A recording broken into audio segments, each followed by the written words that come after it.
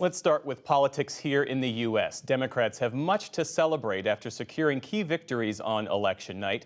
Abortion access was a driving issue for the party and helped turn out voters for the Democratic ticket. And it sets the party up with a plan of action heading into next year's election. Lisa Desjardins has more. Abortion access is the law of the land in Ohio. A win for reproductive rights supporters in the Buckeye State, where lawmakers have passed 6-week abortion bans. Yesterday, a majority of Ohio voters passed a constitutional amendment to enshrine access to abortion, contraception, and miscarriage care. Across the state, we're going to bed knowing that we own our own bodies. The vote makes Ohio the 7th state where voters have directly supported abortion access since the Supreme Court overturned Roe v. Wade last year. Abortion will likely remain a driving force heading into the 2024 election, when 11 more states could vote on abortion-related ballot measures. I will back a bill to protect life at 15 weeks. In Virginia, Republican Governor Glenn Youngkin had promised to restrict abortion after 15 weeks of pregnancy, with some exceptions, if his party regained complete control of the state legislature. Even though I am pregnant, I still believe in the choice of a woman to be able to decide in these matters, not the government at all whatsoever. Instead, Democrats held on to the Senate and flipped the House. They'll have the majority in both chambers and be a potential check on the final 2 years of Youngkin's term. Virginia is clearly a state that has historically moved back and forth from control of one party in the legislature to control the others. For other incumbent governors, thank you, Mississippi. Victory. In deep red Mississippi, Republican Tate Reeves beat back a challenge from Democrat Brandon Presley, a second cousin of the king of rock and roll, who drew national attention and dollars. We all now know what it means in a state like Mississippi when you stand up to the national liberals and when you stand up to Joe Biden.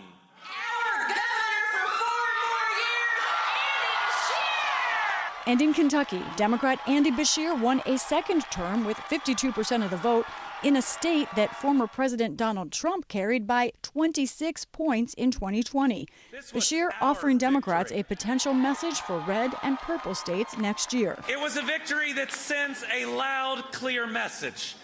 A message that candidates should run for something and not against someone.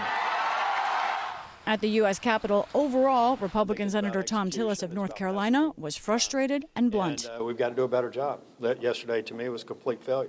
Elsewhere, in Uvalde, Texas, a past mayor returns to the job. Everybody's going to need to take a long look at themselves and see what they can do to help this community. The small town is still reeling after the gun massacre at Robb Elementary School last year left 2 adults and 19 students killed, including 10-year-old Lexi Rubio. Her mother, Kimberly, a gun control advocate, conceded the mayoral race last night. I see so much hurt, and I wanted to be a part of helping that. I can still do that. And as far as why, I do everything for Lexi. Lexi is always with me. I take her no matter where I go. In some other races, historic firsts. Philadelphia elected its 100th mayor and first woman to serve. We will not let divide and conquer be the tool that people use to stop us from working together. And with the results of a special election, Rhode Island will send its first black member of Congress to Washington. Thank you to Rhode Island for putting your trust in me. I won't let you down. With that seat filled, the math gets harder for Republicans, one vote harder in the House. For the PBS NewsHour, I'm Lisa Desjardins.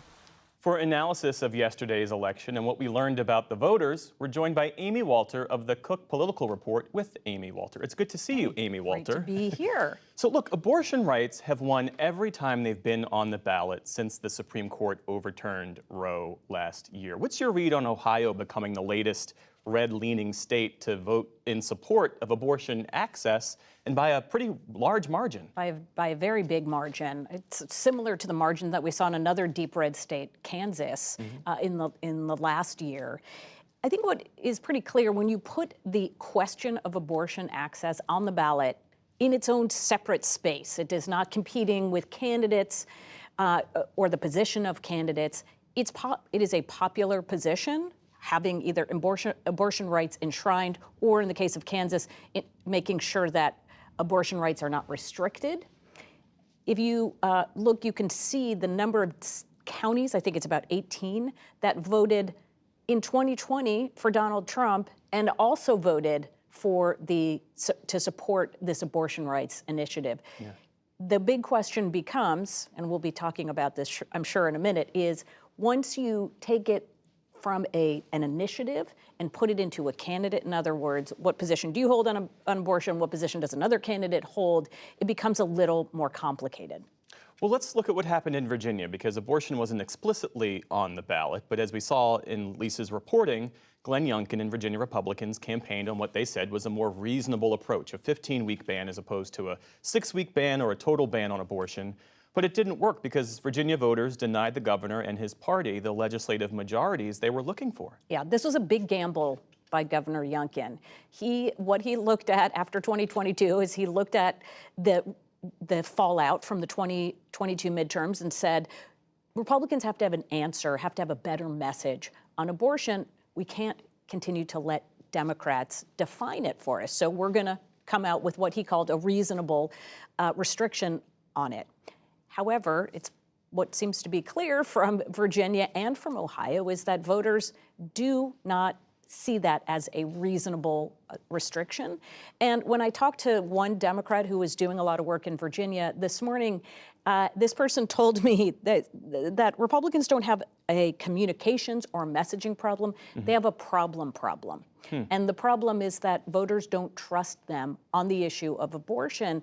And I think that is what is really difficult for so many Republicans who do say we need to get beyond being defined by this issue by the Democrats, but when they try to find a way to do that, what Democrats have been effectively able to do is to say, yes, but do you really trust that Republicans will stop at 15 weeks? That's interesting. I was texting with two Democratic officials today who said that Democrats would be wise to put as many abortion rights amendments on as many ballots as humanly possible in the next election. Do you think that would help Democrats deal with their enthusiasm challenge that they so often face with younger voters in particular? It may, but as we saw in Ohio, you could also see people coming and turning out and supporting Donald Trump in one part of the ballot and also supporting abortion rights on the other part of the ballot.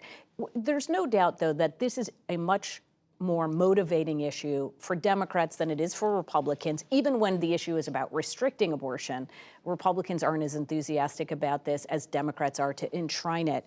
And it's an issue, however, that seems to do best in some of the areas where Democrats have been doing really well since the era of Trump, especially in suburban swing areas, in and around those areas. Mm-hmm. So what we saw in this last election in Virginia, Democrats did do very well in suburban areas, didn't do quite as well in other parts of the state that don't look like that. Well, it's difficult to predict what all of this means for 2024, but what we know from 2022 and 2023 is that there is this disconnect between President Biden's polling and Democrats' polling across the board versus Democrats' performance in actual elections. What's up with that? What is up with that, Jeff? It's that voters can hold two thoughts simultaneously.